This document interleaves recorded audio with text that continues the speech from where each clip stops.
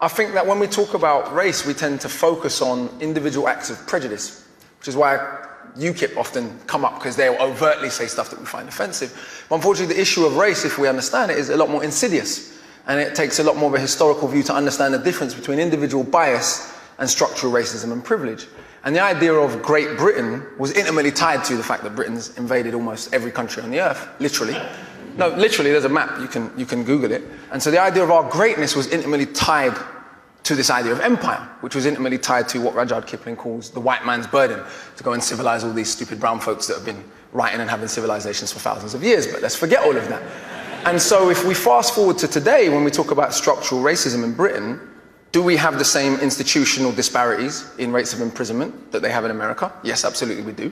Do we have the same disparities in terms of who's dying in police custody? Yes, indeed we do. In 2011, we were told we loved Libyans so much we wanted to bomb democracy into them. Less than 5 years later, we're leaving people fleeing the same conflict to drown in the sea, while giving a woman space in a national newspaper to refer to them as cockroaches. And when you refer to humans as cockroaches, that is a mandate for murder. Let's be clear about that. The moment human beings become non-human, that is a mandate for murder, and there's a long historical parallel of that.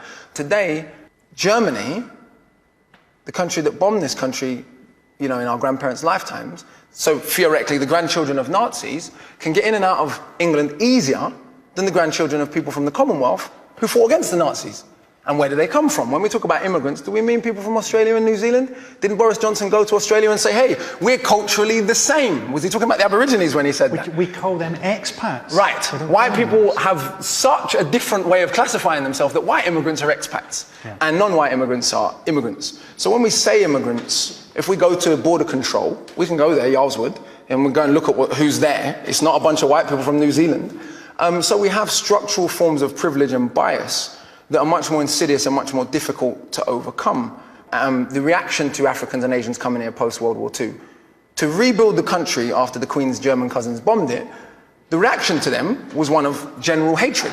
It's illogical. These people who had formerly been colonized by Britain had fought in both world wars. India gave 2.5 million volunteers, for those who don't know. When we talk about being saved by America in the war, we want to talk about being saved by India and Russia. That would be a bit more accurate. But that's a bit inconvenient.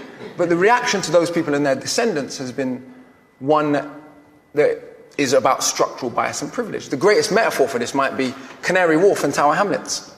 Sure. If you look at that predominantly Bengali community that has to look at Canary Wharf every day, how many of those people work in Canary Wharf other than to clean toilets? I only got into that through grime. So the first thing, I'm listening to grime records and they're all rapping about E14. Yeah. And I'm going, where's that? And I'm like, Canary Wharf? Yeah, they're definitely not rapping about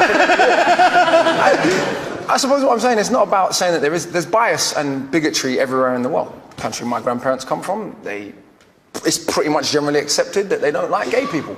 But what's interesting, race even plays a role in that. In Jamaica, we have disgraceful homophobia. No one ever says it's because of Christian fundamentalism. Because even though it is justified in explicitly Christian fundamentalist terms, because only Muslims do bad stuff because of their religion. Because we know almost all the Muslims in the world are brown. Whereas when a Germanwings pilot crashes and kills 150 people deliberately, or the man in Norway killed nearly 90 people. I was in Australia when that happened. This is how uniform the agreement is that white people will be portrayed differently. The Australian media referred to Andres Breivik as having terrorist-like tactics. Yeah. I mean, to think about that.